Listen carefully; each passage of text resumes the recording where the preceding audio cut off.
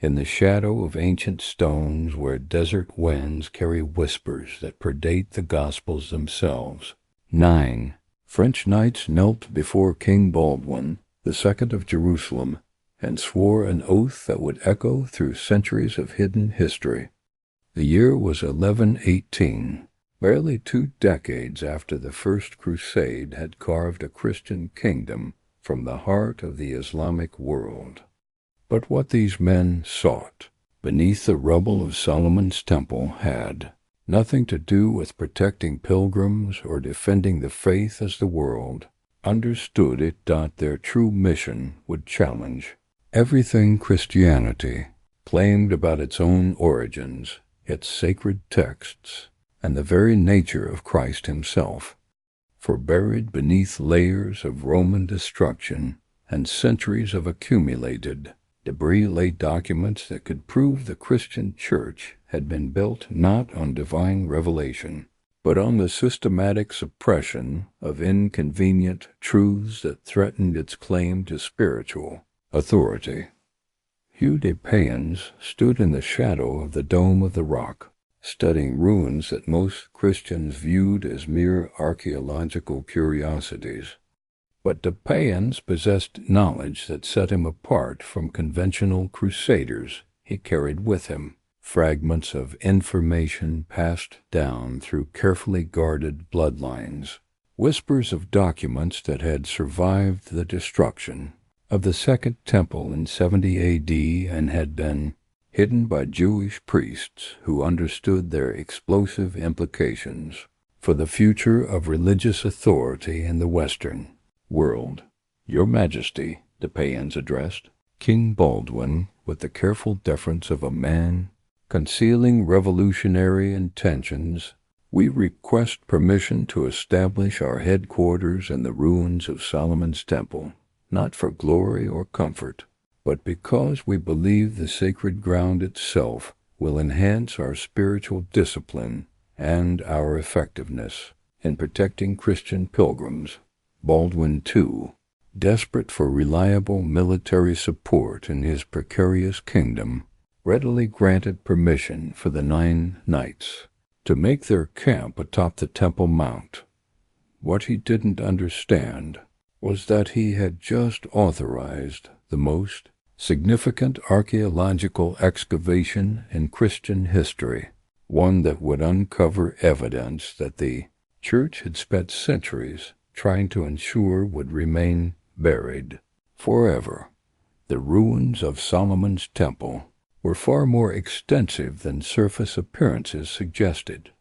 Beneath the foundations that supported Herod's reconstruction lay the original temple complex, and beneath that stretched storage chambers and archive rooms that had been designed to preserve the most sacred documents of ancient Judaism through whatever catastrophes might befall the kingdom of Israel.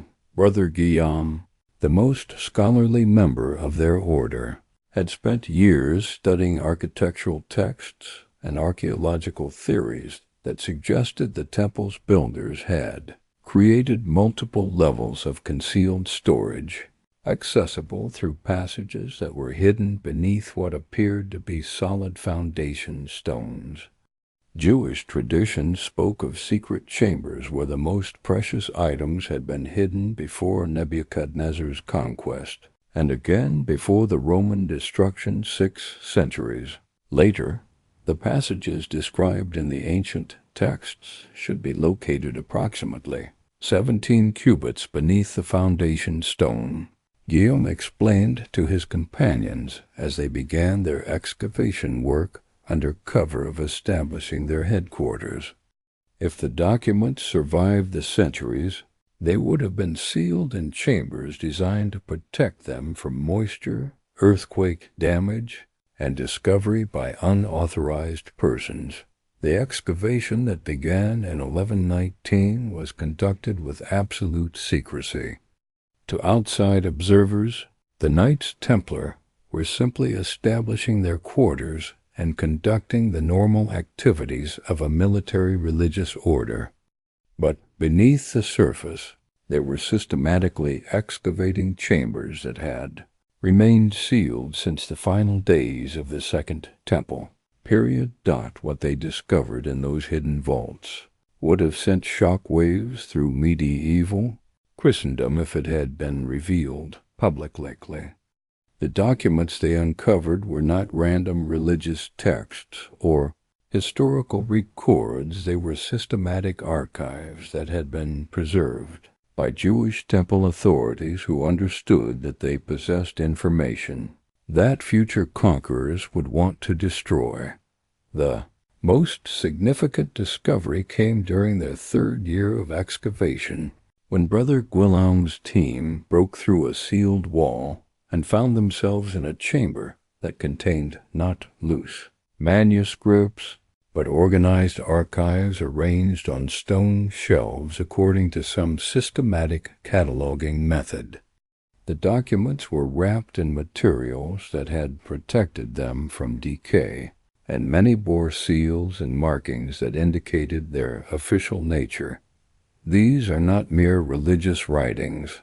Guillaume reported to Hugh de Payens after weeks of careful examination. These are administrative records, genealogical documents, and what appear to be transcripts of proceedings from the earliest Christian communities. Some of these texts claim to record actual conversations and decisions made by Christ's original followers in the years immediately after the crucifixion. The interventions and decisions made by Christ's original followers in the years immediately after the crucifixion. Implications were staggering. If genuine, these documents represented a contemporaneous record of early Christian development that had been preserved, independently of the Church's official version of events. They could provide evidence about questions that theologians had debated for centuries: the relationship between Jesus and his followers, the role of women in the early Church, the process by which certain teachings were accepted or rejected, and most explosively, details about Christ's personal life that official doctrine claimed were irrelevant to salvation. Among the most controversial documents was a collection that appeared to be marriage and family records from the Jewish community in first-century Judea. These papyri contained references to individuals whose names matched those mentioned in the Gospels, but they provided biographical details that contradicted fundamental assumptions about the lives of Christ and his disciples. One document, written in Aramaic with Greek annotations, appeared to be a marriage contract bearing the names Yeshua ben Yosef and Miriam of Magdala, complete with witness signatures and legal formalities that conformed to first-century Jewish marriage customs.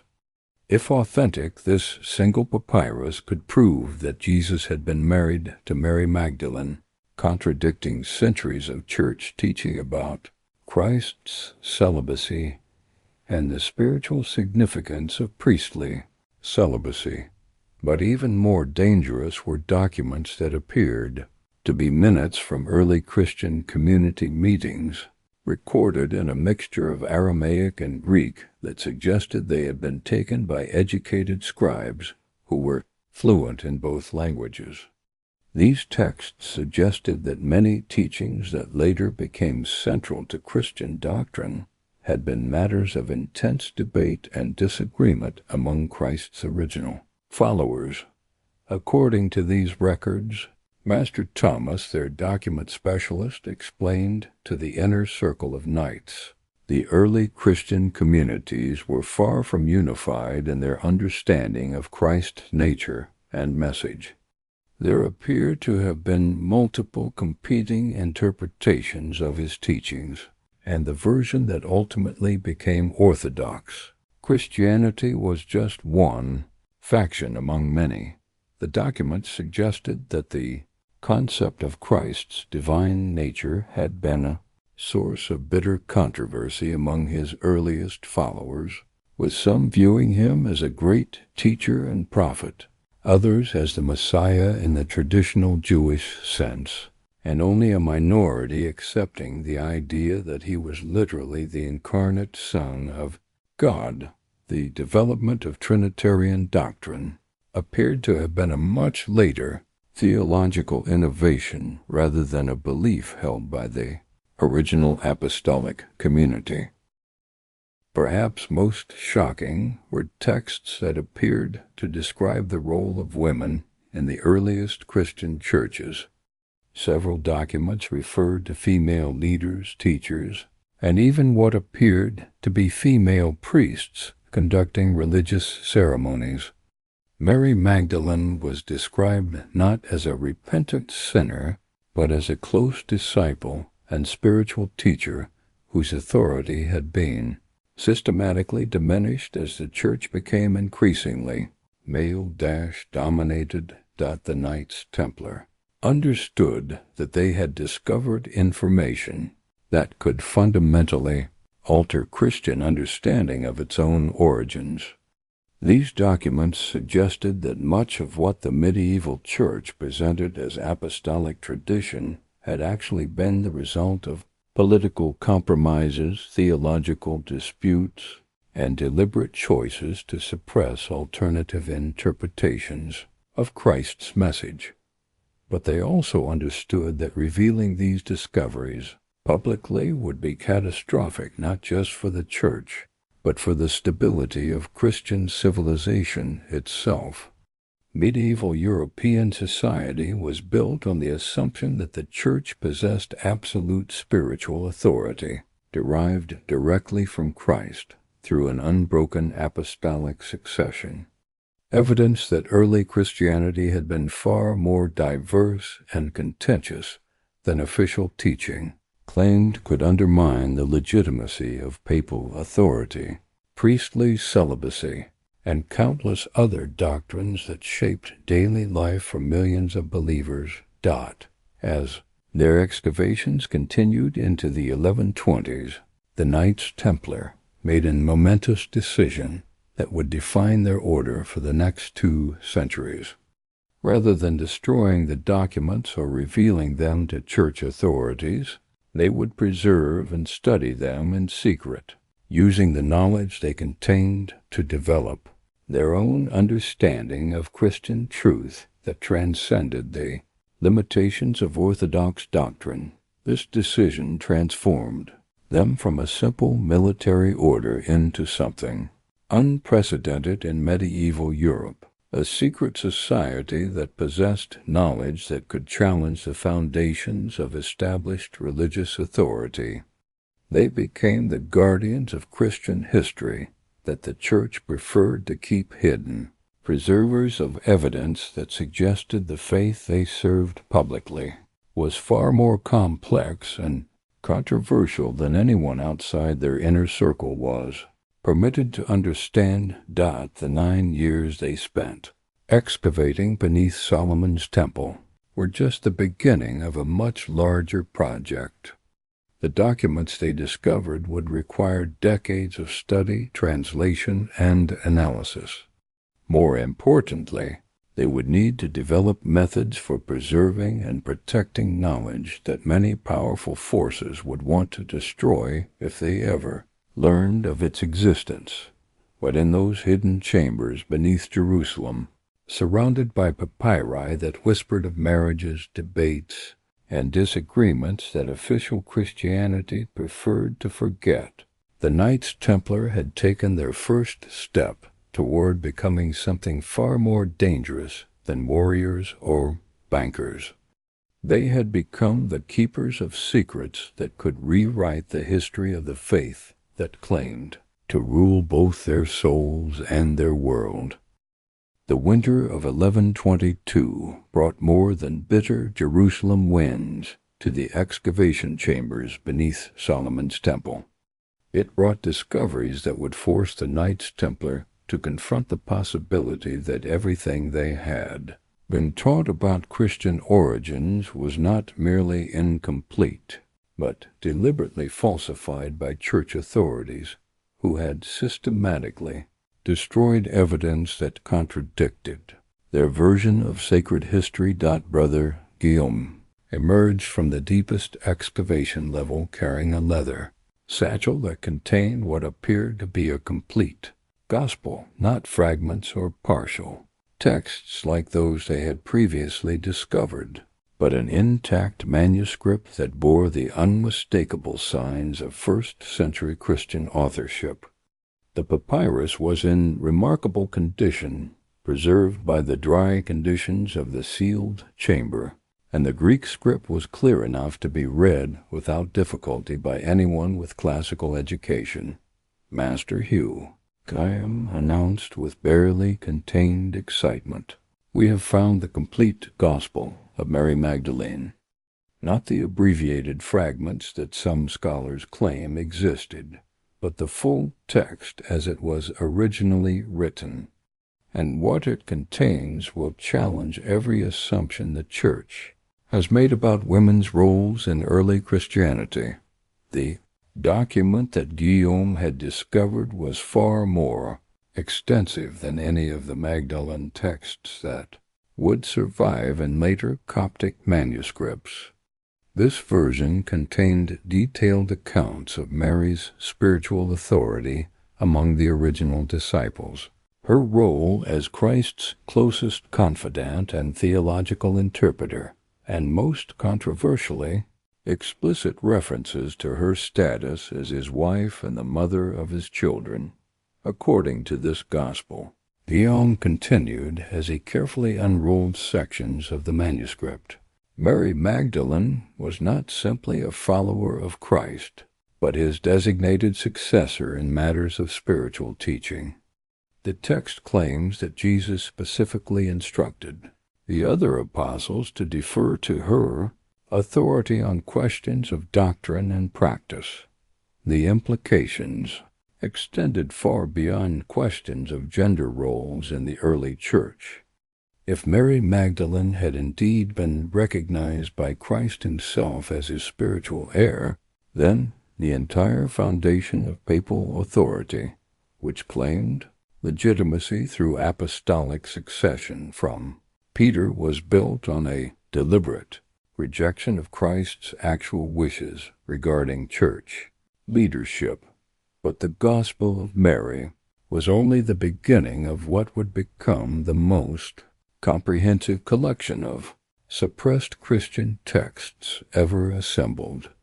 Over the following months, the Knights Templar uncovered gospel accounts attributed to Thomas, Philip, and other disciples whose teachings had been declared heretical by later church councils. Each text provided perspectives on Christ's message that differed significantly from the version preserved in the canonical Gospels. The Gospel of Thomas, in particular, contained sayings attributed to Jesus that suggested a radically different understanding of salvation and spiritual development. Rather than emphasizing belief in Christ's divine nature and sacrificial death, these teachings focused on the cultivation of inner wisdom and direct spiritual experience. "The kingdom of heaven is within you," one passage declared, "and those who know themselves will find it." Master Thomas, the order's theological specialist, spent weeks comparing these newly discovered Gospels with the canonical texts approved by church councils. His analysis revealed systematic patterns in what had been included and excluded from official Christian scripture. The texts that were selected for inclusion in the New Testament consistently emphasize Christ's divine nature, the necessity of church mediation for salvation, and the authority of male apostolic leadership, he reported to the inner circle of knights. The excluded Gospels focus on direct spiritual experience, the spiritual equality of women, and teachings that suggest salvation comes through knowledge and self-understanding rather than institutional sacraments. The political implications of these editorial choices became even clearer when the excavation teams discovered what appeared to be preparatory documents for the Council of Nicea in 325 AD. These papyri contained correspondence between bishops and imperial officials that revealed the extent to which theological decisions had been influenced by concerns about political stability and institutional control. Emperor Constantine's primary concern had not been theological accuracy, but the creation of a unified Christianity that could serve as an effective tool for imperial governance. Bishops who supported interpretations of Christ's teachings that emphasized institutional authority and social hierarchy had received imperial favor, while those who advocated for more egalitarian or mystical approaches to Christian practice had been marginalized or suppressed entirely. The Council of Nicea was not primarily concerned with determining Christian truth, Brother Antoine observed after studying the correspondence, but with creating a version of Christianity that would support imperial authority and prevent the kind of religious diversity that Constantine viewed as a threat to political stability. The documents revealed that the doctrine of Christ's divine nature had been as much a political decision as a theological one. By declaring Jesus to be literally divine rather than an enlightened human teacher, the Council had created a theological framework that required institutional mediation between believers and God. This doctrine served the interests of bishops, who sought to establish themselves as essential intermediaries for salvation, rather than allowing individual Christians to develop direct relationships with the divine. Perhaps most shocking were documents that appeared to record the systematic suppression of female leadership in the Church. The Knights Templar discovered correspondence that explicitly discussed the problem of women who claimed authority based on their personal relationships with Christ or their spiritual gifts. Church officials had developed systematic strategies for marginalizing these women, redefining their roles as supportive rather than leadership positions, and creating theological justifications for excluding them from priestly functions. One particularly revealing letter, apparently written by a second-century bishop, discussed the challenge posed by women who claimed to have received direct spiritual revelations, or who demonstrated exceptional gifts for teaching and healing. These women must be controlled, the letter stated, for their claims to spiritual authority independent of proper church hierarchy threaten the order that Christ intended for his church.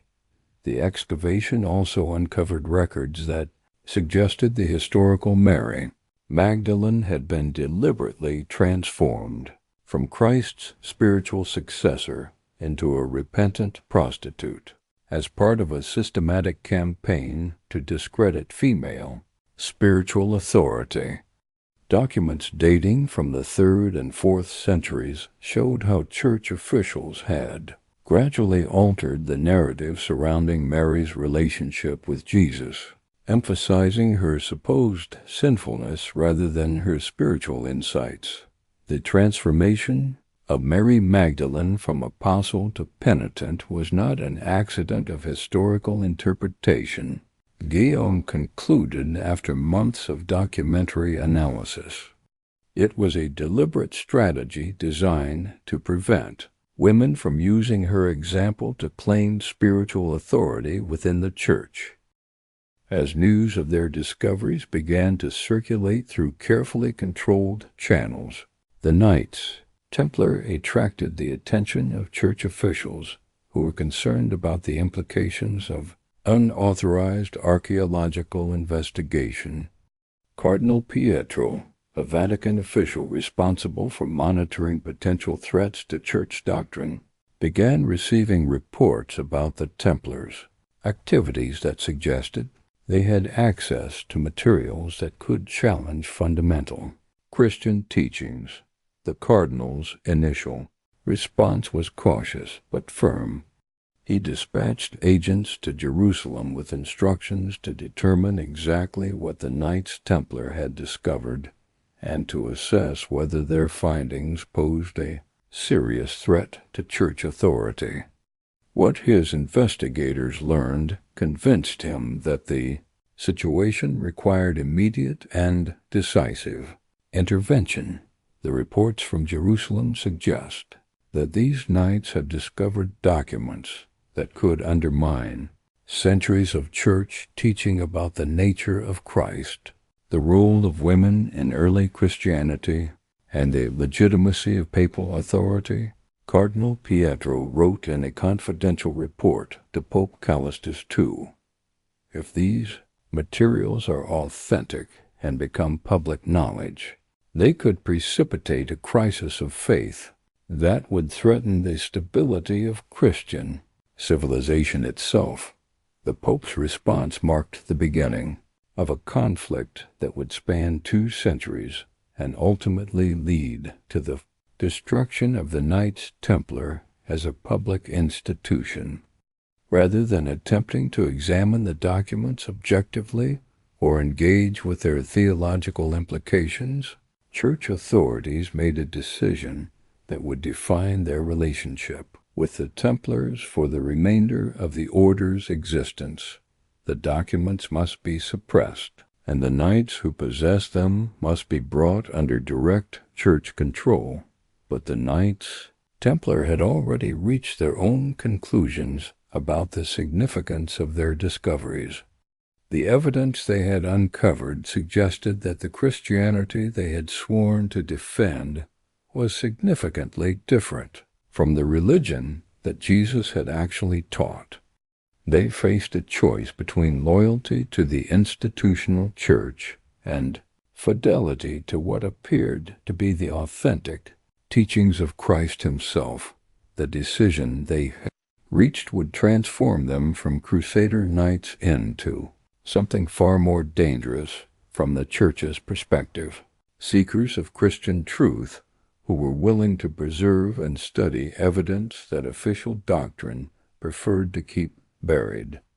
They would continue their excavations, expand their collection of suppressed texts, and develop their own understanding of Christianity that transcended the limitations imposed by church councils and papal decrees. In the hidden chambers beneath Jerusalem, surrounded by gospels that spoke of spiritual equality, direct divine experience, and the authority of those who truly understood Christ's message, the Knights Templar had begun a journey that would make them the most feared heretics in medieval Christendom, not because they rejected Christianity, but because they had discovered what Christianity might have been if political considerations had not shaped its development. The secret knowledge they guarded would make them wealthy, powerful, and ultimately targets for destruction by the very church they had originally sworn to serve. The discovery that would transform the Knights Templar from archaeological investigators into the guardians of Christianity's most dangerous secret came in the spring of 1124, when Brother Samuel uncovered a sealed compartment that had been hidden behind a false wall in the deepest excavation chamber.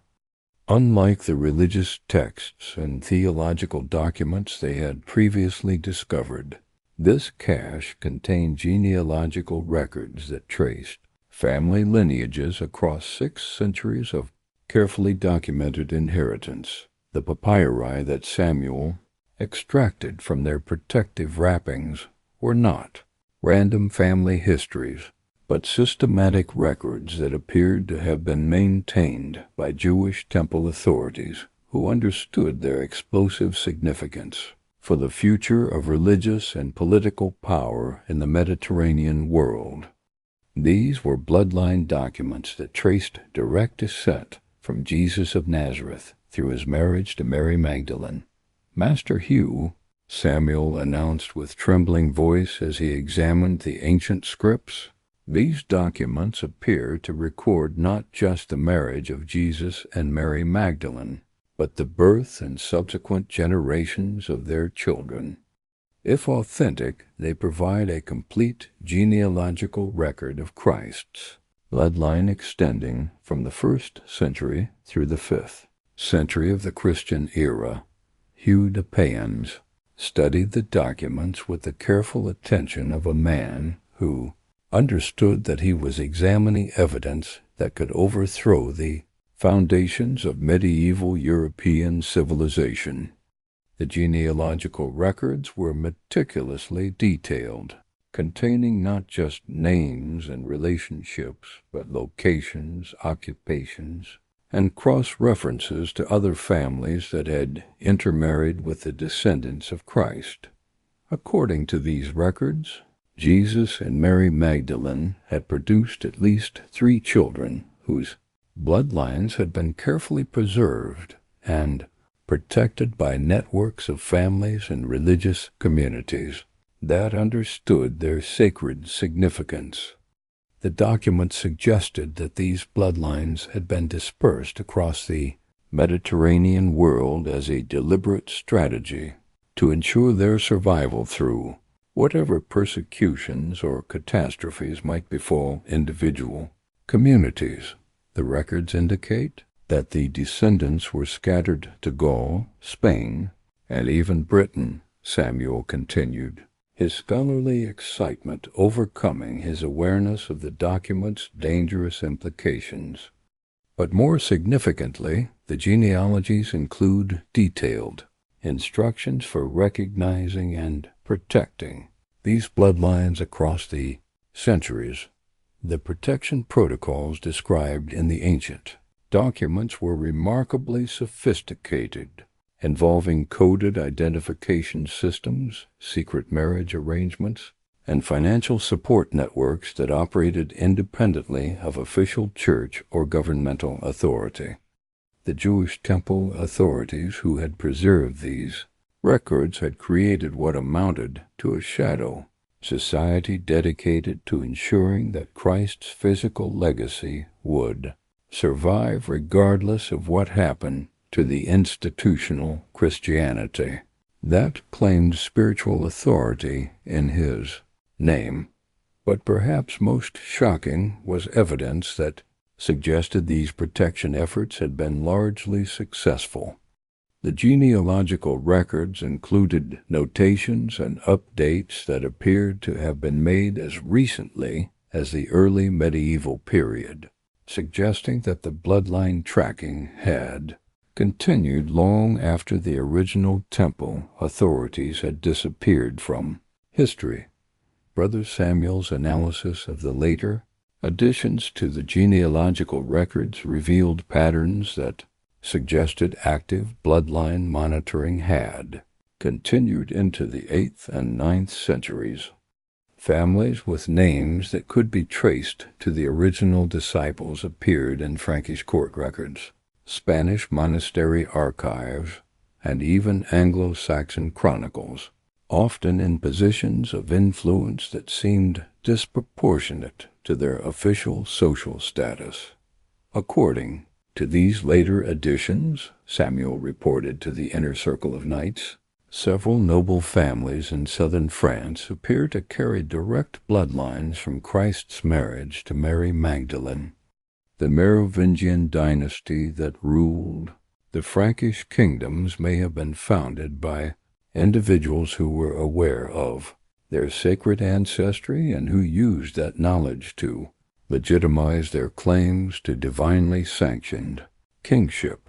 The implications extended far beyond historical curiosity.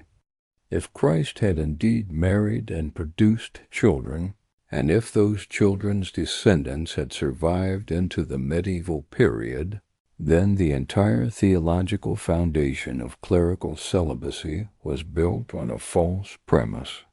More dangerously, the existence of living descendants of Jesus would challenge the Church's claim to exclusive spiritual authority, since these individuals could theoretically assert religious leadership based on direct blood relationship to Christ himself. The Knights Templar understood that they were now in possession of information that could destabilize not just religious authority, but the entire political structure of medieval Europe.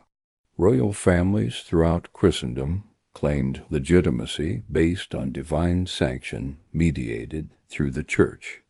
Evidence that other bloodlines possessed more direct connections to divine authority could precipitate succession crises that would tear kingdoms apart. Their response to this discovery revealed the transformation that had occurred within their order since their arrival in Jerusalem. Rather than reporting their findings to church authorities or attempting to suppress the evidence, they made a decision that would define their mission for the next 2 centuries. They would attempt to locate and protect the living descendants of Christ's bloodline while simultaneously guarding the documentary evidence of their existence. The search for Christ's descendants began with the genealogical records themselves, which provided enough specific information to trace several bloodlines into the early medieval period. Brother Samuel worked with local Jewish scholars and Christian monks who had access to family records and monastic archives, carefully following the documentary trail without revealing the ultimate purpose of his research. We have identified at least 7 family lines that appear to carry the bloodline, Samuel reported after months of investigation. 3 in southern France, 2 in northern Spain, 1 in western Britain, and 1 that appears to have settled in the Germanic regions. Some of these families seem aware of their heritage, while others appear to have lost conscious knowledge of their ancestry while retaining certain unusual characteristics. The unusual characteristics that Samuel had identified included an extraordinary incidence of individuals with exceptional spiritual gifts, healing abilities, and leadership qualities that seemed to transcend normal human capabilities. Members of these bloodlines often became religious leaders, mystics, or political figures whose influence extended far beyond what their official positions would normally command. Lady Matilda de Montfort, a noble woman whose family history matched one of the genealogical lines documented in the temple records, had established a reputation for miraculous healings and prophetic visions that drew pilgrims from across France. When the Knights Templar approached her discreetly, she revealed that her family had preserved oral traditions about their sacred ancestry, though previous generations had been careful never to make public claims that might attract unwanted attention from church authorities. My grandmother spoke of our family's special covenant with God, Lady Matilda confided during a secret meeting with Hugh de Payens. She taught me that we carried within our blood a responsibility to preserve certain truths that the world was not yet ready to understand. I had wondered if others knew of our heritage and were working to protect it. The network that the Knights Templar began establishing to protect Christ's bloodlines operated through coded communications, financial support systems, and marriage arrangements that ensured that genetic heritage would be preserved while remaining hidden from authorities who would view it as a threat to established religious and political order. They became matchmakers working across centuries, ensuring that bloodlines would be strengthened rather than diluted through careful breeding, programs that were disguised as conventional noble marriage politics. But their activities had not gone unnoticed by Vatican authorities who were becoming increasingly concerned about the Knights Templars' extended residence in Jerusalem and their apparent access to materials that could challenge church doctrine. Cardinal Alberic, who had replaced Cardinal Pietro as the Vatican's chief investigator of potential heretical activities, received reports that convinced him the situation required immediate and decisive intervention. Our agents in Jerusalem report that the Knights Templar have discovered and are actively studying documents that appear to challenge fundamental Christian teachings about the nature of Christ and the legitimacy of church authority. Cardinal Alberic wrote in an urgent communication to Pope Honorius II. More disturbing still, they appear to be using this information to identify and contact individuals who they believe are descended from heretical bloodlines that predate church authority. The Vatican's response marked the beginning of systematic opposition that would eventually lead to the Templars' destruction as a public institution. Rather than attempting to examine the evidence objectively or engage with its theological implications, church authorities made a decision that revealed their primary concern was not truth, but institutional survival. Pope Honorius II authorized the creation of a special investigative body with powers that exceeded normal ecclesiastical authority. This organization, operating under direct papal control, was empowered to infiltrate the Knights Templar, confiscate any documents they had discovered, and eliminate any evidence that could challenge church claims to exclusive spiritual authority derived from apostolic succession. The preservation of Christian unity and church authority takes precedence over any archaeological or historical discoveries that might create confusion among the faithful, the Pope declared in his secret instructions to the investigation team. These knights must be brought under direct church control, and any materials they have discovered must be secured and properly evaluated by authorized theological experts. The confrontation that was building between the Knights Templar and Vatican authorities represented more than a dispute over historical documents or theological interpretation. It was a conflict between those who believed that truth should be pursued, regardless of its implications for established authority, and those who believed that institutional stability was more important than historical accuracy. In the hidden chambers beneath Jerusalem, surrounded by genealogical records that traced Christ's bloodline across 6 centuries and documented its survival into their own era, the Knights Templar prepared for a struggle that would determine whether Christianity's suppressed history would be preserved or destroyed by the very institution that claimed to represent Christ's legacy to the world. They had become the guardians of the ultimate Christian secret.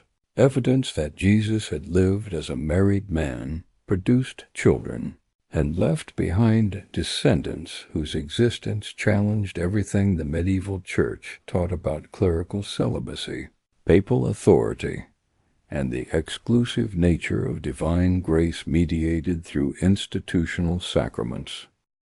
The documents that Brother Joachim discovered in the winter of 1125 would prove to be the most damaging evidence yet uncovered against the legitimacy of Orthodox Christian doctrine. Hidden in a compartment that had been sealed with such care that it had remained undetected through 6 years of systematic excavation, These papyri contained what appeared to be the private correspondence and planning documents of Bishop Hosius of Corduba, Emperor Constantine's chief theological advisor during the preparation for the Council of Nicea. Master Hugh, Joachim announced with the quiet intensity of a scholar who had stumbled upon explosive historical evidence. These documents revealed that the Council of Nicea was not a gathering of bishops seeking divine truth, but a carefully orchestrated political event designed to create a version of Christianity that would serve imperial purposes rather than preserve apostolic teachings. The correspondence that Joachim had uncovered painted a picture of the Council of Nicea that contradicted everything that medieval Christianity taught about its own doctrinal foundations. Rather than being a response to theological controversy, the council appeared to have been conceived by Constantine and his advisors as a tool for consolidating imperial control over the diverse Christian communities that had emerged across the Roman Empire during the previous 3 centuries. According to Bishop Hosius's private letters, Constantine's primary concern had not been theological accuracy, but political utility. The emperor needed a unified Christianity that would support rather than challenge imperial authority, and he was willing to suppress or modify any Christian teachings that might encourage resistance to Roman rule or undermine social hierarchy. The emperor has made it clear, one letter stated, that the council must produce a doctrine of Christ's nature that establishes clear lines of authority from the divine through the imperial office to the bishops and ultimately to the faithful. Any interpretation that suggests direct access to divine authority independent of proper channels must be eliminated. The documents revealed that the famous declaration of Christ's divinity at Nicea had been crafted not through theological inspiration, but through systematic political calculation. By declaring Jesus to be literally divine rather than an exceptional human teacher, the council had created a theological framework that required institutional mediation between believers and God. This doctrine served the interests of both imperial and ecclesiastical authorities who sought to establish themselves as essential intermediaries for salvation. But perhaps most shocking were the detailed plans for incorporating pagan religious elements into the new imperial Christianity. Bishop Hosius's correspondence included what amounted to a systematic strategy for absorbing popular pagan festivals, symbols, and practices into Christian worship in ways that would make the transition to the new religion as painless as possible for the general population. The E1 Feast of Sol Invictus, celebrated on December 25th, provides an excellent opportunity to establish a Christian celebration that will appeal to those accustomed to honoring the unconquered sun. One planning document explained, by associating Christ's birth with this existing celebration, we can encourage conversion while minimizing resistance to the new faith. Brother Joachim's analysis of these documents revealed the systematic nature of the pagan absorption process. Easter had been deliberately scheduled to coincide with spring fertility festivals, incorporating symbols like eggs and rabbits that had nothing to do with Christ's resurrection. Christmas had absorbed not just the date, but many of the customs associated with Roman Saturnalia and Germanic winter solstice celebrations. According to these plans, Joachim reported to the inner circle of knights Virtually every major Christian holiday was designed to overlap with existing pagan celebrations, and many Christian symbols were borrowed directly from earlier religious traditions. The cross itself appears to have been chosen partly because similar symbols were already familiar to sun-worshipping populations throughout the empire. The documents also revealed the systematic suppression of Christian traditions that contradicted the new imperial version of the faith.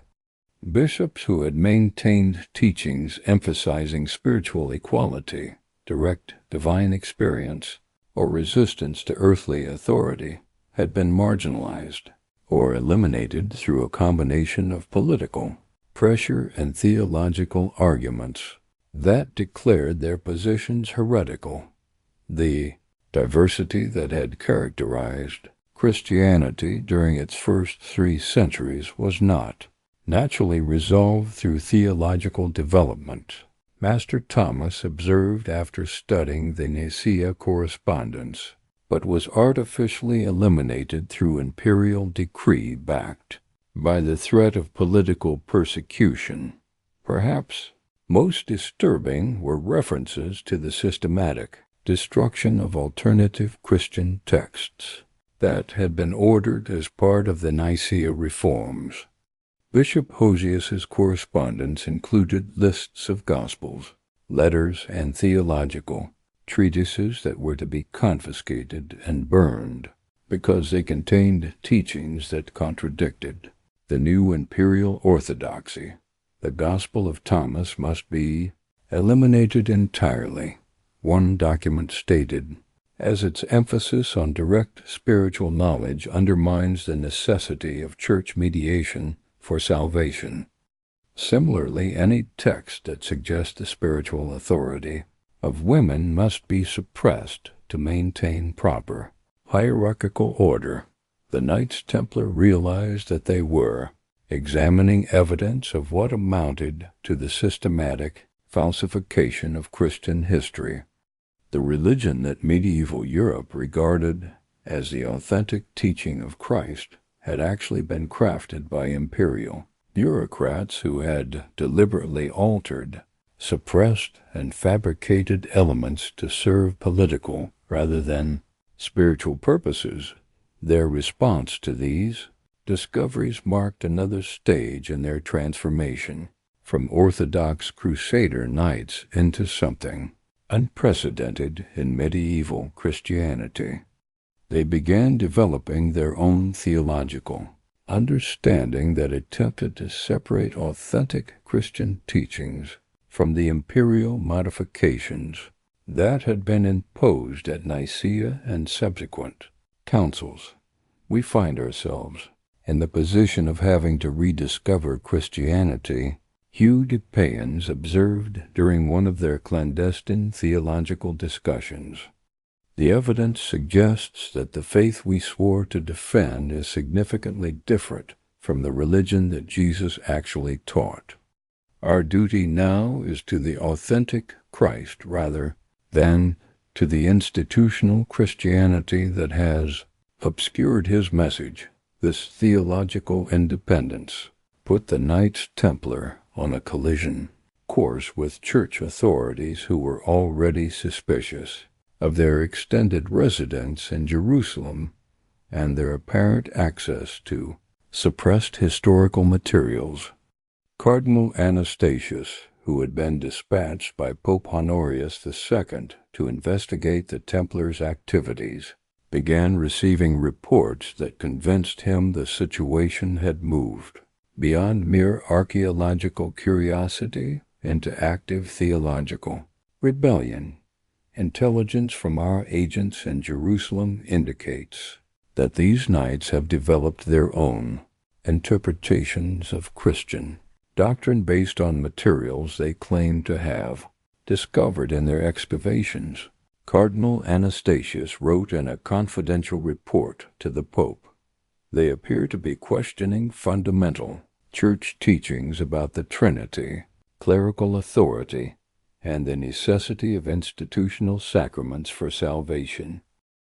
The cardinal's concerns were well-founded. The Knights Templar had indeed begun developing theological positions that challenged core Catholic doctrines. Their study of the Nicea documents had convinced them that the Trinity was an artificial construction imposed by imperial decree rather than a teaching that derived from apostolic tradition.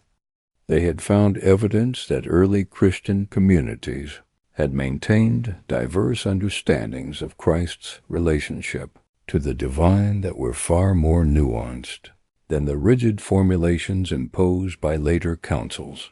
Original apostolic communities appear to have understood Jesus as a human being who had achieved perfect spiritual union with God. Brother Joachim concluded after months of comparing the newly discovered texts with canonical scriptures, the doctrine that declares him to be literally identical with God appears to be a later, theological innovation designed to serve institutional rather than spiritual purposes. Even more dangerous from the Church's perspective was the Templars' growing conviction that clerical celibacy was not just unnecessary but actually contrary to Christ's example. The evidence they had uncovered about Jesus' marriage to Mary Magdalene, combined with their study of early Christian practices, had convinced them that celibacy had been imposed by church authorities who wanted to prevent priests from developing family loyalties that might compete with institutional allegiance. Clerical celibacy serves the political interests of church hierarchy, Master Thomas observed, by ensuring that priests remain dependent on institutional support rather than developing independent sources of loyalty and authority through family relationships. Theological positions that the Knights Templar were developing represented a systematic challenge to medieval Catholic orthodoxy. They were moving toward a form of Christianity that emphasized direct spiritual experience, gender equality, and individual relationship with the divine rather than institutional mediation. This evolution put them not just at odds with church authority, but in the position of preserving what they believed to be authentic Christian teachings that institutional Christianity had systematically suppressed.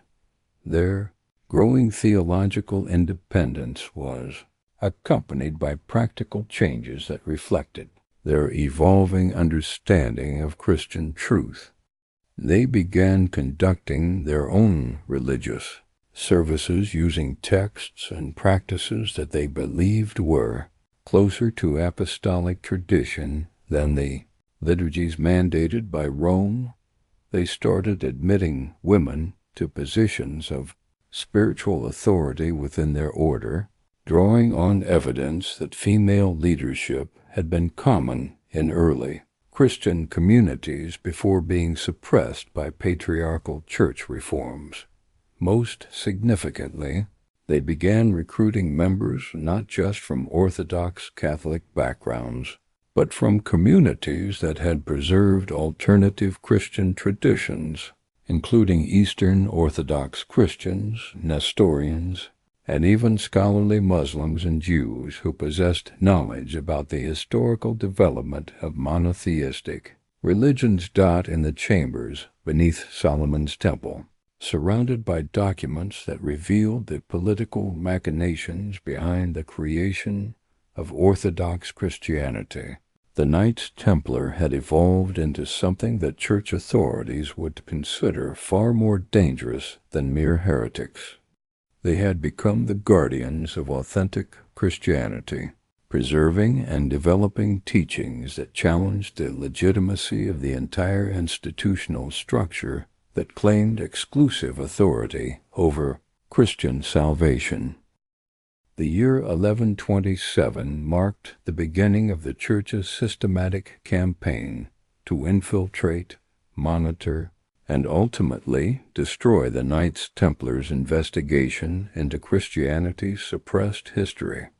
Pope Honorius II, responding to increasingly alarming reports from Cardinal Anastasius about the order's theological independence, authorized the deployment of what amounted to a medieval intelligence operation designed to penetrate the Templars' inner circle and secure the documents they had discovered.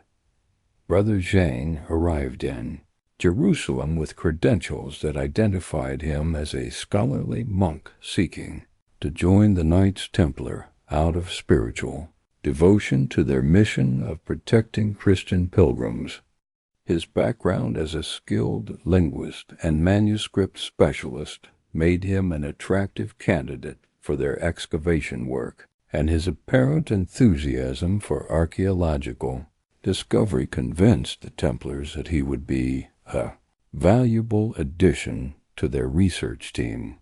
What they did not know was that Brother Zhang was actually a trained agent of the Vatican's newly created Office of Sacred Doctrine Protection, an organization that operated with the full authority of the papal throne to identify and neutralize threats to church teaching. His mission was to gain access to the Templars' document collection, assess the potential damage it could cause to church authority, and identify the most effective methods for eliminating the threat it represented. Brother Jean's infiltration was initially successful because the Knights Templar, focused on their archaeological and theological work, had not yet developed the kind of security protocols that their discoveries warranted. He was given access to translation projects, allowed to examine previously discovered documents, and included in theological discussions that revealed the extent to which the order had moved away from Orthodox Christian doctrine. These men have become systematic heretics. Brother Zhang wrote in his first encrypted report to Vatican authorities. They question the Trinity, reject papal authority, practice modified liturgies that incorporate elements from suppressed gospels, and worst of all, they appear to be developing plans for establishing alternative Christian communities that would operate independently of church hierarchy. The information that Brother Zhang provided to his Vatican supervisors confirmed the church leadership's worst fears about the implications of the Templars' discoveries. The Knights were not simply studying historical curiosities, but were actively using suppressed Christian documents to develop theological positions that challenged the foundations of Catholic orthodoxy. Pope Honorius I's response was swift and uncompromising. He authorized Abbott Bernard of Clairvaux, one of the most influential religious figures of the age, to conduct a comprehensive investigation of the Knights Templar, with full papal authority to take whatever measures were necessary to protect church doctrine from what he characterized as the most dangerous heretical movement since the Arian controversy. Abbott Bernard's approach to the Templar investigation was methodical and ruthless. Unlike previous church officials who had attempted to work through diplomatic channels, Bernard understood that the situation required direct confrontation. He arrived in Jerusalem with a team of theological experts, church lawyers, and military escorts who were prepared to seize documents, arrest suspects, and suppress evidence regardless of any resistance the Templars might offer. The Knights Templar have betrayed their sacred oaths to defend Christian truth, Bernard declared in his official proclamation upon arriving in Jerusalem. They have used their privileged position to undermine church authority and spread theological poison that threatens the salvation of Christian souls throughout Europe. By the authority of His Holiness Pope Honorius II, I call upon them to surrender all documents they have discovered and submit to proper church discipline. Hugh de Payens and his inner circle understood that they faced a crisis that would determine not just the fate of their order, but the survival of the historical evidence they had preserved. The documents they had discovered represented the most comprehensive collection of suppressed Christian materials ever assembled, and their destruction would eliminate humanity's chance to understand the authentic teachings of Jesus Christ as distinct from the politically modified version that had been imposed by imperial Christianity.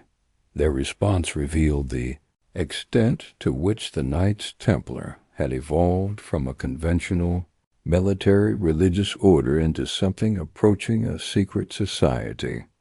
Rather than submitting to Bernard's demands or attempting to negotiate some form of compromise, they implemented protocols that they had been developing since Cardinal Anastasius's initial investigation. The documents must be preserved at all costs, the Payens declared to his assembled knights. We have been entrusted with the preservation of Christian truth that predates and transcends the institutional church.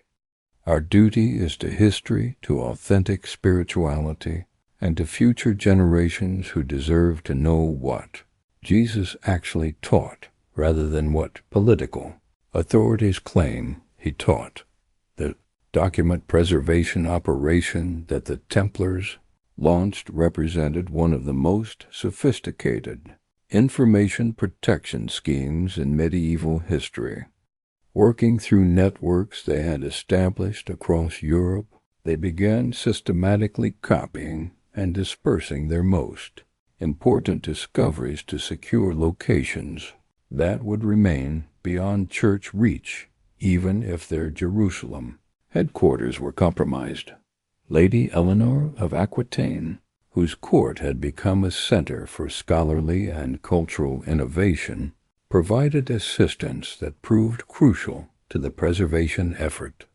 Her network of contacts throughout European nobility created opportunities for hiding documents in private libraries, monastery archives, and family collections where church investigators would be unlikely to search. These materials represent knowledge that transcends political boundaries. Eleanor observed during a secret meeting with Templar representatives. Their preservation serves not just your order, but all of Christianity.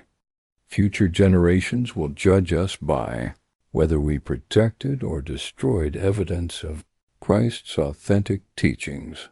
The dispersion operation required the development of sophisticated communication systems that could coordinate document copying and distribution while maintaining secrecy from church investigators.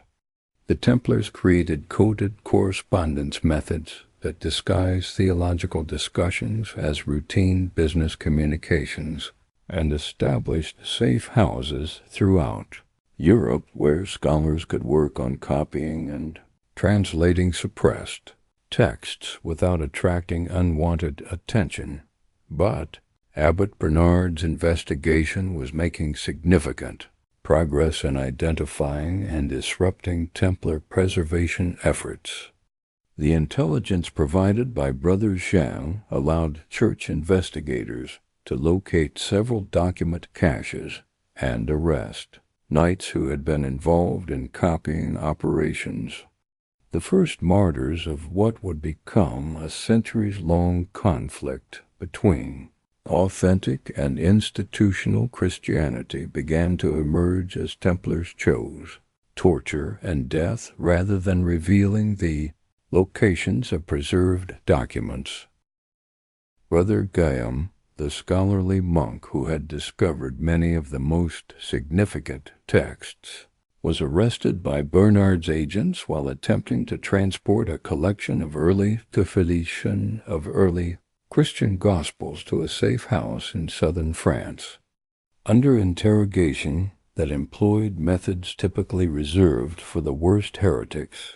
He refused to reveal either the location of other documents or the identity of scholars who were working on translation projects. These texts contain the words of Christ himself.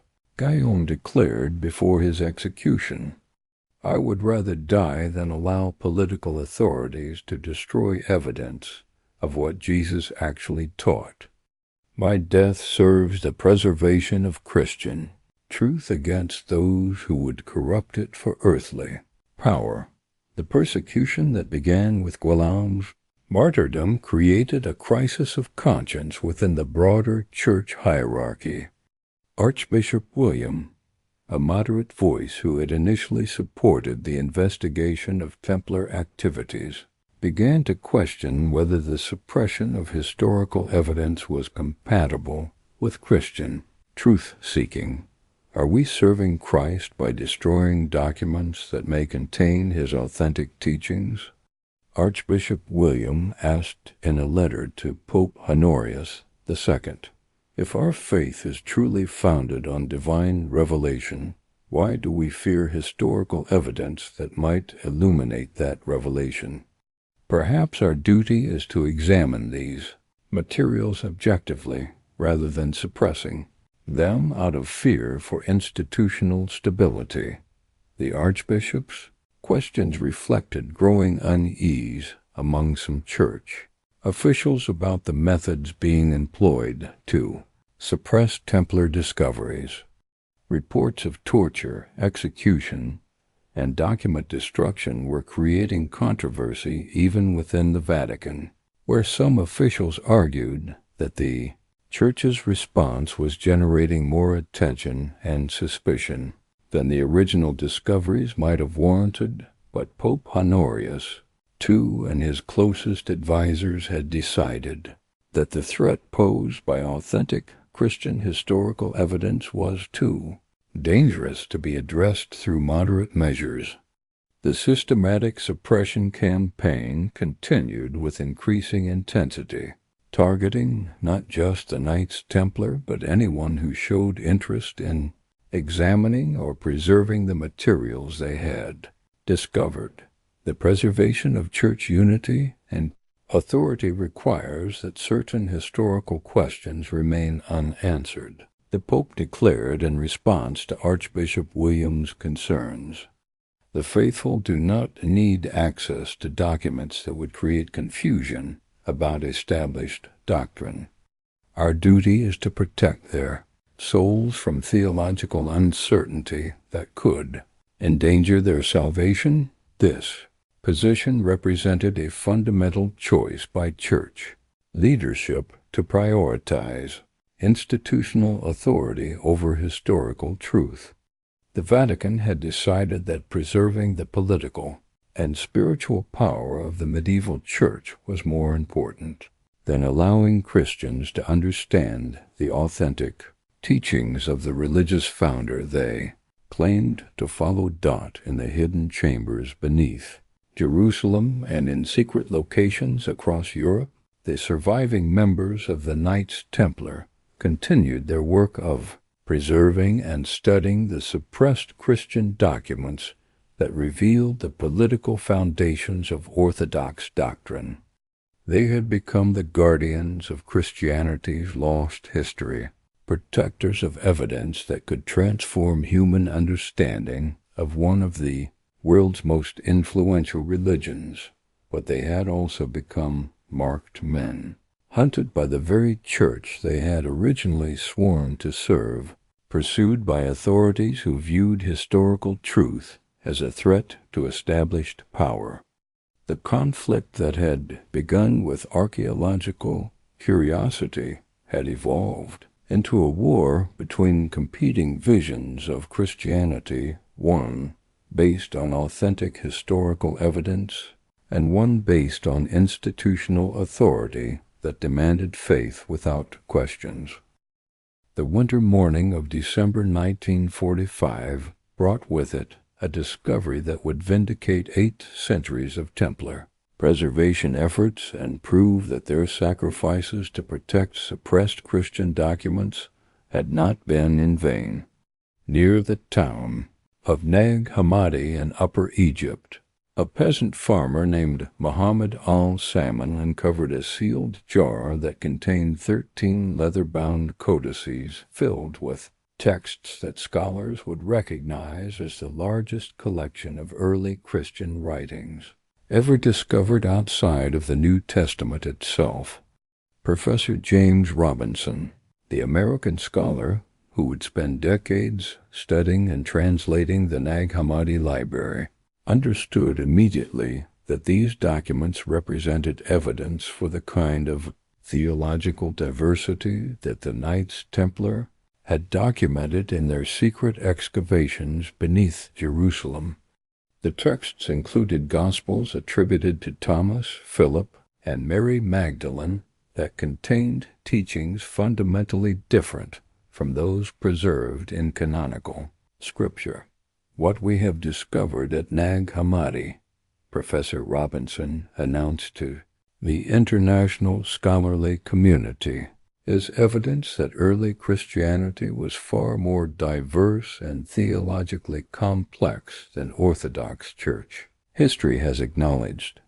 These texts suggest that multiple competing interpretations of Christ's teachings existed during the first centuries of Christian development, and that the version that became orthodox was just one option among many, the Gospel of Mary discovered at Nag Hamadi contained passages that closely paralleled descriptions found in the Knights Templar documents that had survived medieval church persecution.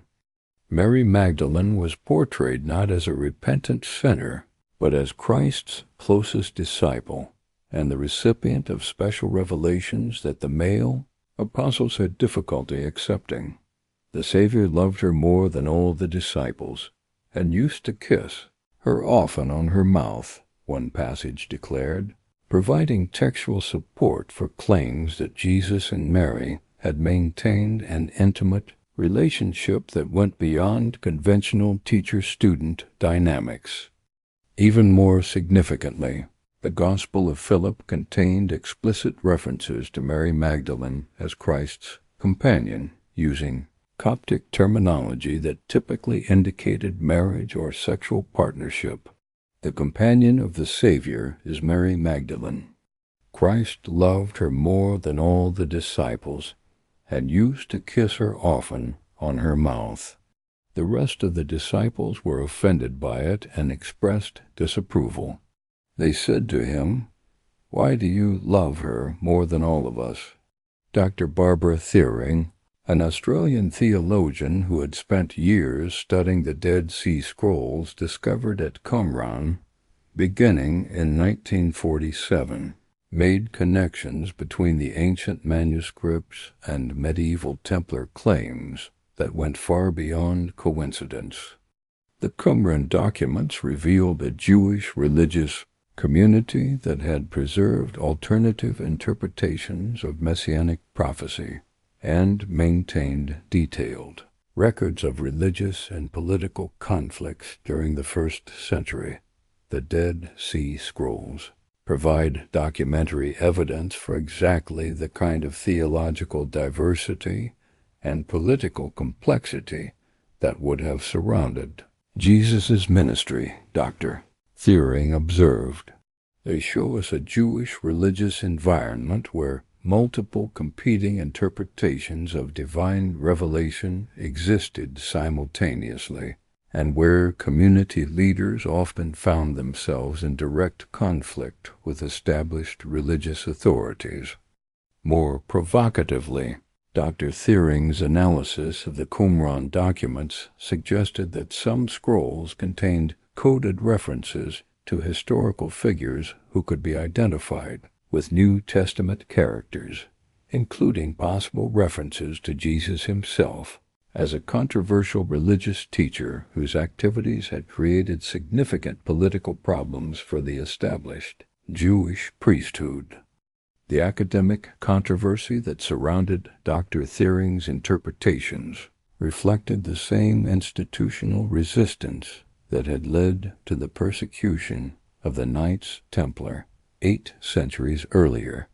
Church authorities and conservative biblical scholars attacked her research using arguments that closely paralleled those employed by medieval Vatican officials against the Templars. Her work was declared dangerous to faith, unsupported by adequate evidence, and potentially harmful to Christian unity.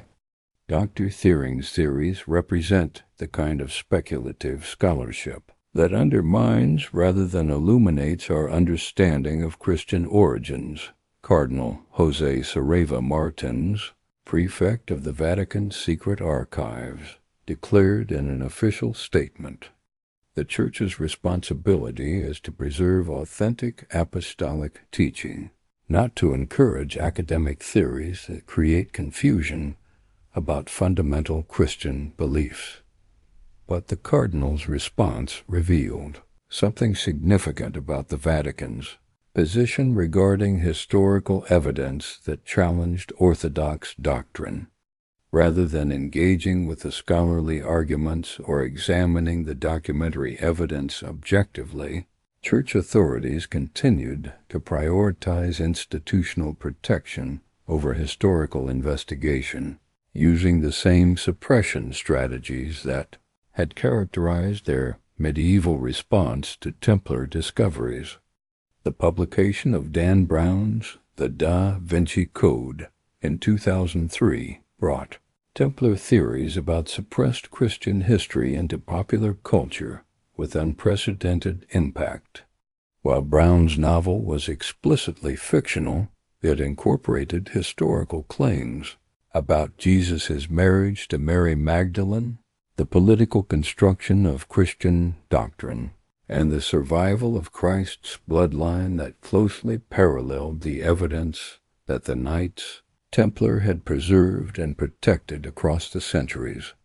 The novel's central premise, that the institutional church has systematically suppressed evidence about Jesus' marriage and family, is not simply literary invention, observed Professor Robert Eisenman, a Dead Sea Scrolls researcher. It reflects ongoing scholarly debates about the relationship between the historical Jesus and the Christ of Orthodox Christian doctrine, debates that are supported by textual evidence from Nag Hamadi, Qumran, and other archaeological discoveries. The phenomenal success of the Da Vinci Code created a cultural phenomenon that forced the Vatican to address publicly questions that church authorities had preferred to handle through private suppression. Pope Benedict XVI authorized a comprehensive response that included books, documentaries, and public statements designed to discredit theories about Jesus' marriage and the political construction of Christian doctrine. These theories represent a fundamental misunderstanding of Christian origins, the Pope declared. They are based on documents that postdate the apostolic period and reflect the theological speculation of fringe groups rather than authentic Christian teaching. The Church's doctrine has remained consistent with apostolic tradition throughout its history, but the Vatican's defensive response inadvertently drew attention to questions that academic scholars had been raising for decades about the development of Christian doctrine. If the suppressed Gospels were merely late theological speculation, why had church authorities worked so systematically to eliminate them from circulation? If Orthodox doctrine was based on authentic apostolic tradition, why did the earliest Christian communities appear to have maintained such diverse interpretations of Christ's teachings? The controversy also highlighted the continued existence of Vatican secret archives that remained closed to independent scholarly examination. Estimates suggested that the archives contained over 50 miles of shelving filled with documents that spanned nearly 2 millennia of church history, including materials that had never been examined by scholars outside the Catholic hierarchy. The Vatican secret. Archives undoubtedly contain documents that would illuminate many questions about early Christian development. Professor Bart Ehrman of the University of North Carolina observed, the Church's continued restriction of access to these materials raises legitimate questions about what information they might contain and why church authorities believe that scholarly examination would be harmful. Contemporary efforts to gain access to Vatican archives had met with responses that paralleled medieval church reactions to Templar document discoveries. Scholars who requested access to materials relating to early Christian development were typically denied permission or granted only limited access to pre-selected documents that supported orthodox interpretations of Christian history. The pattern of institutional resistance to historical investigation suggested that the conflict between authentic Christian evidence and church authority that had begun with the Knights Templars' discoveries was continuing into the modern era. Academic researchers were encountering the same suppression strategies that had been employed against medieval document preservation efforts, indicating that the issues raised by Templar discoveries remained as threatening to institutional Christianity in the 21st century as they had been in the 12th century. Professor Elaine Pagels of Princeton University, whose scholarly work on the Nag Hamadi texts had revealed the diversity of early Christian thought, observed that contemporary academic research was uncovering evidence that supported many of the claims that had cost the Knights Templar their lives. What we're discovering through archaeological evidence and careful textual analysis, Professor Pagels noted, is that early Christianity was characterized by theological diversity, debate, and disagreement that extended to fundamental questions about Christ's nature, the role of women in religious leadership, and the necessity of institutional mediation for salvation. The unified Orthodox Christianity that emerged by the 4th century was the result of political processes rather than theological consensus. The modern Vindication of Templar claims about suppressed Christian history raised profound questions about the relationship between historical truth and religious authority. If the Knights Templar had been correct about the existence of alternative Christian traditions that had been systematically suppressed by church authorities, then their persecution represented not the elimination of dangerous heretics, but the martyrdom of scholars who had died to preserve historical evidence that mainstream Christianity was still not ready to acknowledge.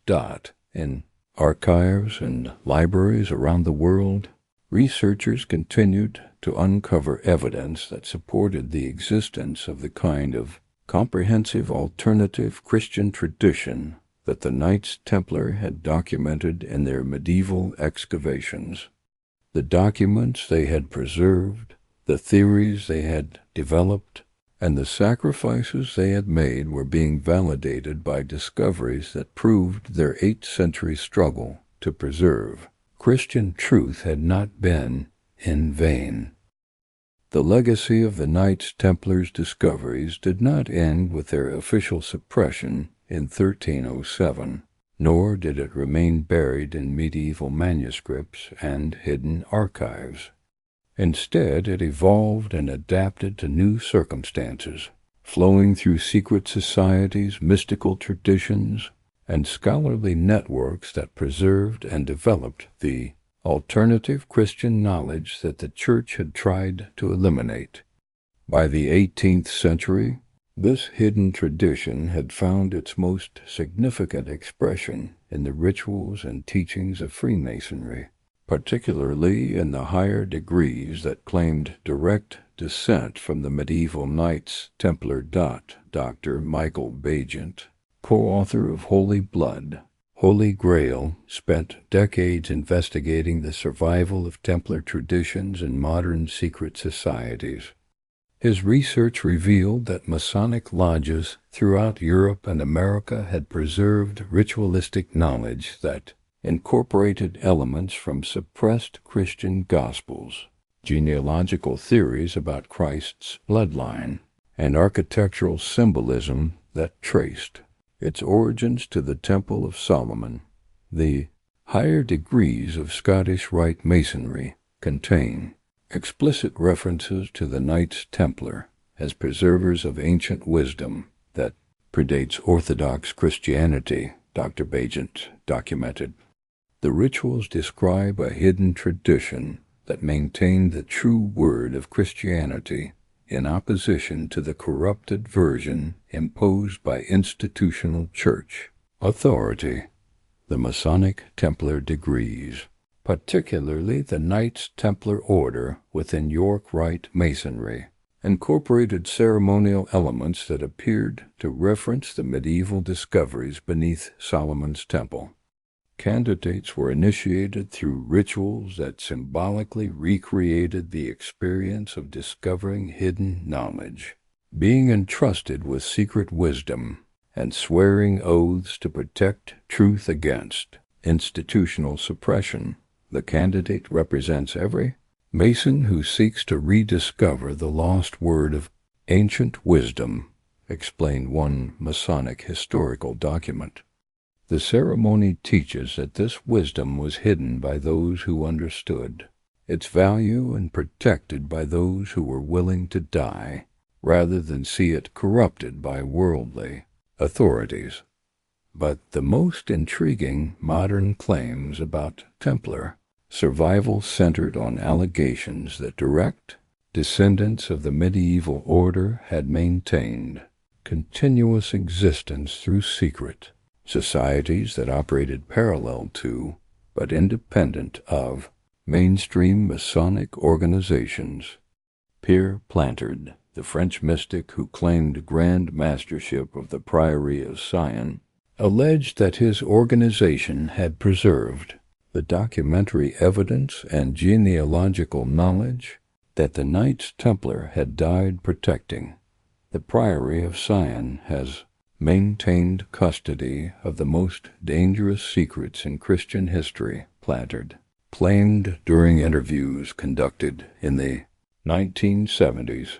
We possess the complete genealogical records of Christ's bloodline, documentation of the political construction of church doctrine, and evidence that would fundamentally alter humanity's understanding of Christian origins. While many scholars dismissed Plantard's claims as elaborate hoaxes designed to attract attention and financial support, his allegations drew attention to the persistent survival of theories that closely paralleled the discoveries that historical evidence suggested the Knights Templar had actually made. Whether or not modern secret societies possessed authentic medieval documents, they were certainly preserving and developing ideas that originated with the Templar excavations beneath Jerusalem. Professor Margaret Starbird, whose research into the sacred feminine tradition examined the suppression of female spiritual authority in Christianity, discovered that modern mystical and esoteric traditions had maintained teachings about Mary Magdalene's role as Christ's spiritual partner that closely paralleled the evidence found in medieval Templar documents and modern archaeological discoveries like the Nag Hamadi texts. The sacred feminine tradition has preserved across centuries the understanding that Mary Magdalene was not a repentant prostitute, but Christ's beloved companion and the mother of his children. Professor Starbird documented.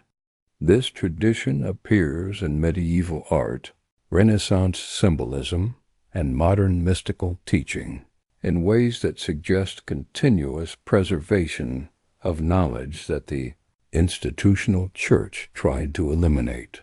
The survival of these alternative Christian traditions in modern esoteric circles created ongoing concern among church authorities who understood that contemporary communication technologies could spread suppressed historical theories more rapidly and widely than medieval preservation networks had ever been capable of achieving. Cardinal Angelo Sodano, Vatican Secretary of State under Pope John Paul II, addressed these concerns in confidential communications that revealed the Church's continued commitment to suppressing alternative interpretations of Christian history. The proliferation of speculative theories about early Christian development, facilitated by modern communication technologies, represents a significant threat to church authority and Christian unity. Cardinal Sodano wrote in internal Vatican correspondence, "These theories, while lacking solid historical foundation, appeal to contemporary cultural trends that emphasize individual spiritual experience over institutional religious authority." The Cardinal's concerns reflected the reality that modern archaeological discoveries and scholarly research had provided increasing support for theories that the Knights Templar had developed about the diversity of early Christianity and the political construction of orthodox doctrine. Rather than fading into historical irrelevance, Templar claims about suppressed Christian truth were gaining credibility through academic investigation. The Church's response to these developments revealed the continuation of suppression strategies that dated to the medieval persecution of the Knights Templar. Modern scholars who published research that challenged orthodox interpretations of Christian origins found themselves subjected to institutional pressure, funding difficulties, and professional marginalization that closely paralleled the persecution their medieval predecessors had. FACED Dr. Robert Eisenman, whose research into the Dead Sea Scrolls had revealed evidence of first-century theological diversity that supported many Templar theories, experienced systematic attempts to discredit his work and limit his access to archaeological materials. His academic career was characterized by conflicts with both church authorities and conservative biblical scholars who viewed his interpretations as threats to established Christian doctrine. The institutional resistance I've encountered suggests that the issues raised by alternative interpretations of Christian origins remain as threatening to established religious authority today as they were in medieval times, Dr. Eisenman observed. The methods of suppression have evolved, but the fundamental conflict between historical evidence and institutional protection continues. The digital age had created new opportunities for preserving and distributing suppressed Christian knowledge, but it had also generated new methods for suppression and control.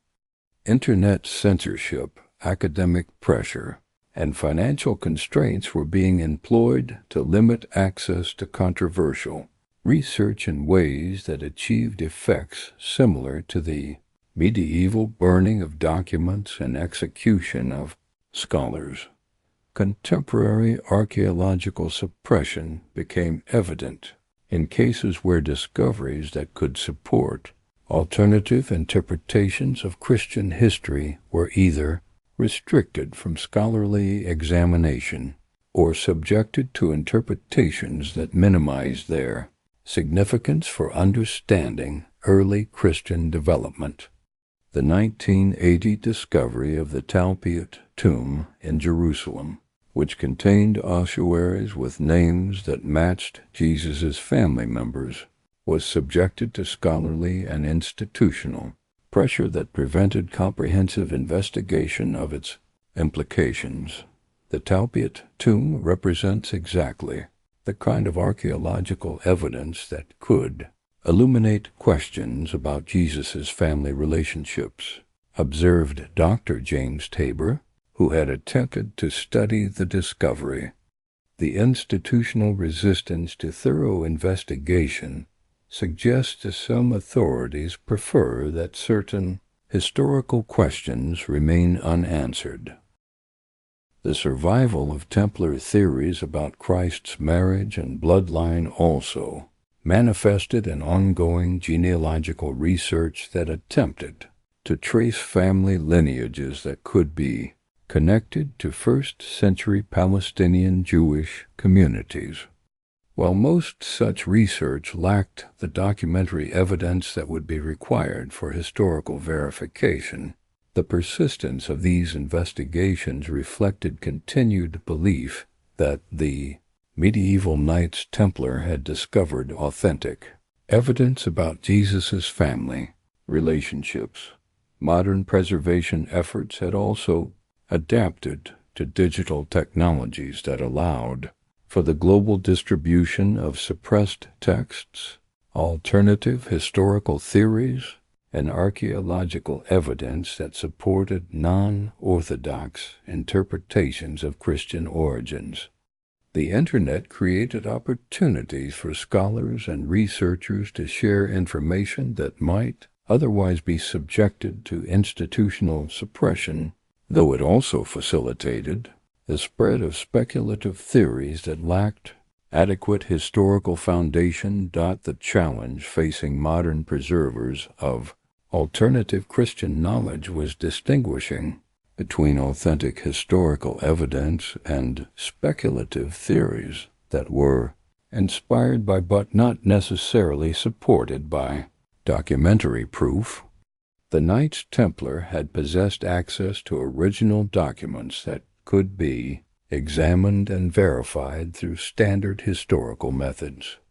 Modern researchers often worked with copies, translations, and second-hand reports that made verification more difficult.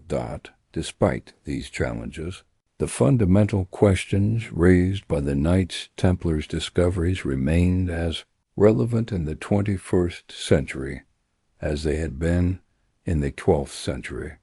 Did Jesus marry and have children?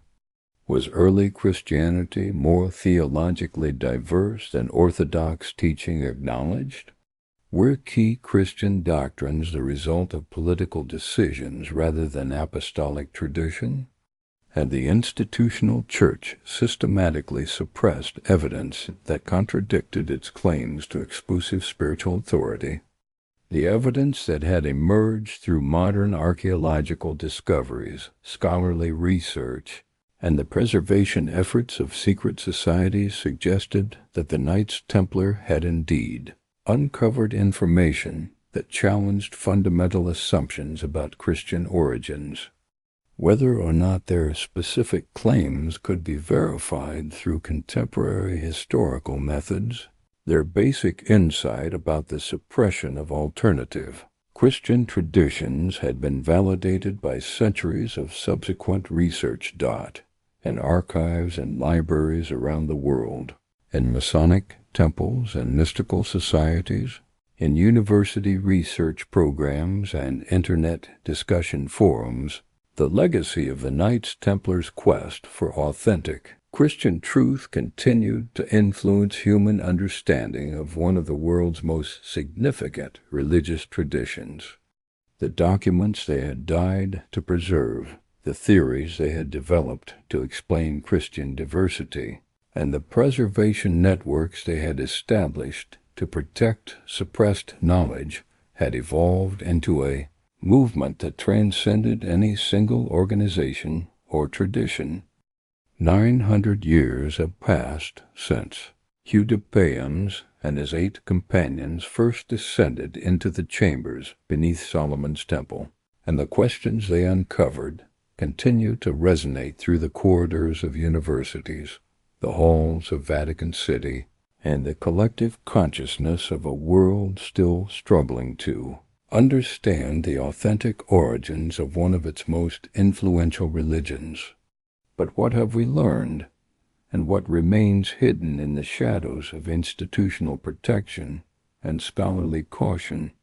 Today, as we examine the accumulated evidence from archaeological discoveries, scholarly research, and the preservation efforts of countless individuals who risked everything to protect suppressed Christian knowledge, we must confront a fundamental question. Were the Knights Templar the guardians of historical truth, or were they simply early practitioners of the same kind of speculative theorizing that continues to characterize alternative approaches to Christian history? The answer, like most historical truths, lies somewhere between absolute validation and complete dismissal.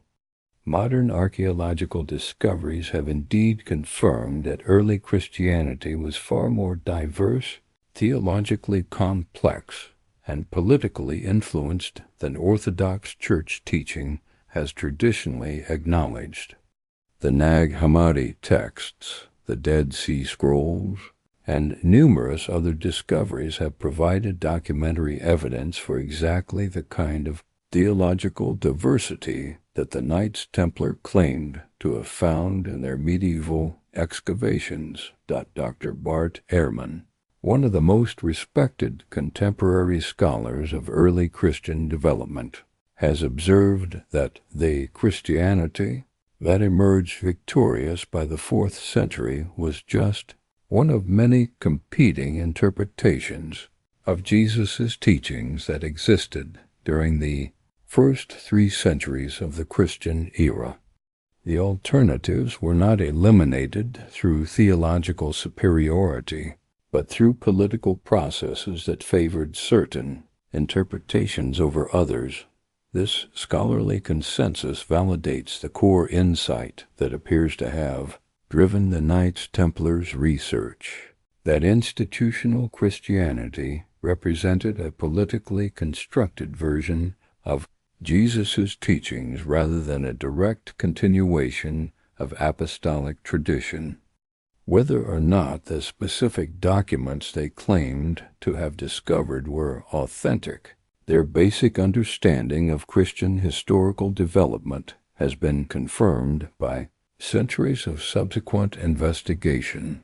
The question of Jesus' marriage to Mary Magdalene remains more controversial. But even here, modern scholarship has moved significantly toward positions that would have been considered heretical in medieval times.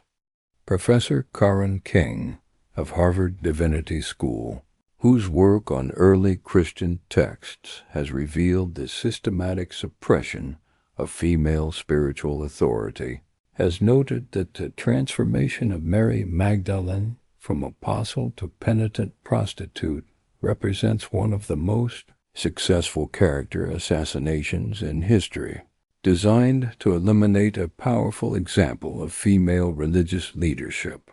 The 2012 discovery of the Gospel of Jesus' Wife, a Coptic papyrus fragment that contains the phrase, "Jesus said to them, 'My wife,' created international controversy that revealed the continued sensitivity of questions about Christ's marital status. While the fragment's authenticity was disputed by some scholars, the intensity of the opposition it generated suggested that institutional Christianity remained as threatened by evidence of Jesus' marriage as it had been during the medieval persecution of the Knights Templar contemporary. Vatican policy regarding access to historical documents continues to reflect the suppression strategies that were developed in response to the Templar discoveries.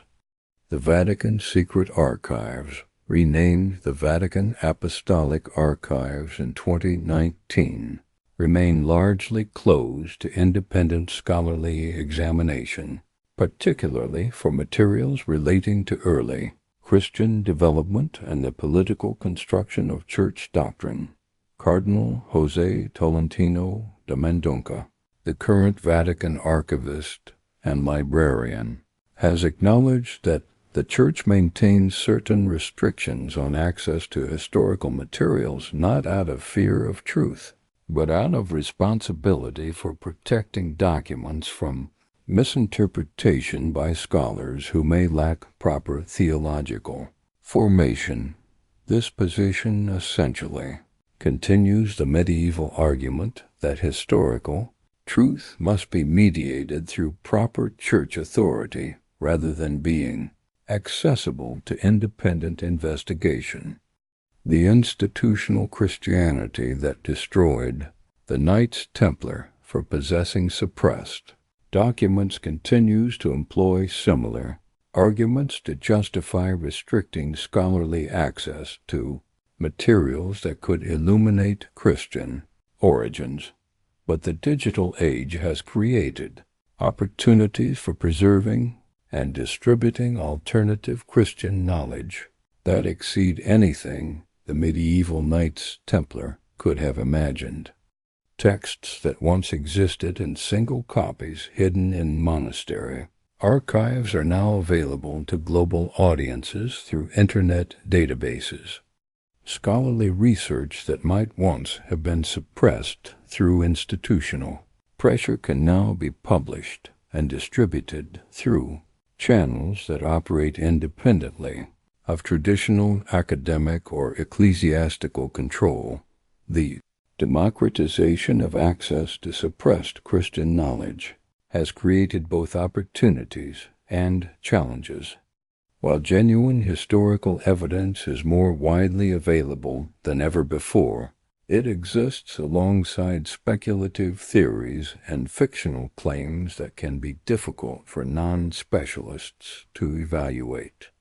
The popularity of works like the Vinci Code has introduced millions of people to questions about Christian origins that were once limited to scholarly circles, but it has also created confusion about the difference between historical evidence and literary imagination. Professor Mark Goodacre of Duke University, whose research focuses on the historical development of Christian texts, has observed that the public interest in alternative Christian history created by popular culture represents both an opportunity and a responsibility for serious scholars. We have a chance to engage with questions that matter to millions of people, but we also have an obligation to distinguish between evidence-based historical investigation and speculative fiction. This challenge reflects the same dilemma that faced the Knights Templar 9 centuries ago. How do you preserve and study authentic historical evidence while avoiding the dangers of speculation and conspiracy theorizing that can discredit legitimate research? The modern academic consensus suggests that the Knights Templar were neither completely vindicated nor entirely wrong in their claims about suppressed Christian history.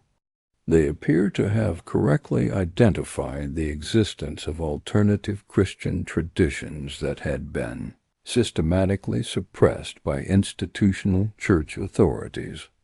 They may have accurately documented evidence for theological diversity in early Christianity that contradicted orthodox claims about apostolic consensus.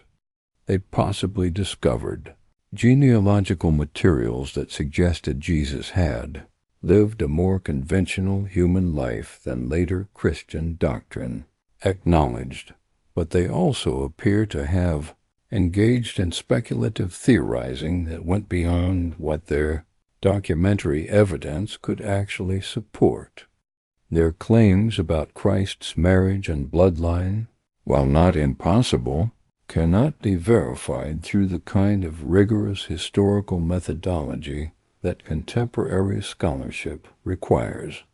Their theories about the political construction of Christian doctrine, while supported by modern research, were probably more comprehensive and systematic than the evidence actually warranted. The ultimate significance of the Knights Templars' investigation into suppressed Christian history may lie not in any specific discoveries they made, but in their recognition that historical truth and institutional authority are not necessarily identical. They understood that powerful organizations have systematic incentives to suppress evidence that challenges their claims to legitimacy, and they were willing to risk their lives to preserve alternative perspectives that might otherwise be lost to history. This insight remains as relevant today as it was in medieval times. Contemporary debates about Christian origins continued to be influenced by institutional interests that prioritize theological stability over historical accuracy. The Vatican's continued restriction of archival access, the resistance that alternative interpretations of Christian development encounter in academic institutions, and the systematic marginalization of scholars whose research challenges orthodox positions all reflect the same dynamics that led to the persecution of the Knights Templar. But perhaps the most important legacy of the Knights Templars' quest for authentic Christian knowledge lies in their demonstration that truth-seeking is itself a spiritual practice that transcends institutional boundaries. Their willingness to question established authority, to preserve suppressed evidence, and to sacrifice their lives for the preservation of alternative perspectives created a model for intellectual courage that continues to inspire researchers who work to understand human religious development. In universities and libraries around the world, in archaeological excavations and manuscript preservation projects, in digital databases and internet discussion forums, the spirit of the Knights Templars' investigation continues. Scholars and researchers who may never have heard of Hugh de Payens or Brother Guillaume continue their work of trying to understand what Jesus actually taught, how early Christianity actually developed, and why certain perspectives were preserved while others were suppressed. The questions that drove the Knights Templars' excavations beneath Solomon's Temple remain unanswered, but they are no longer forbidden.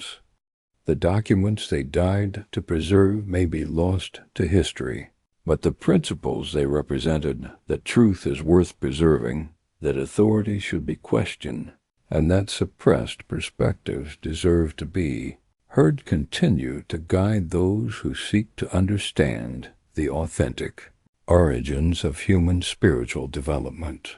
Whether the Knights Templar possess the ultimate secrets of Christian history may be less important than their recognition that such secrets were worth seeking, worth preserving, and worth dying for. In a world where institutional authority continues to conflict with historical investigation, their legacy reminds us that the pursuit of truth is itself a sacred obligation that transcends any single organization's claim to exclusive wisdom. The secret is not what they found beneath Jerusalem, but what they understood about the relationship between knowledge and power, between truth and authority, between the past and the institutions that claim to represent it. 9 centuries after their persecution, that understanding remains as revolutionary as ever.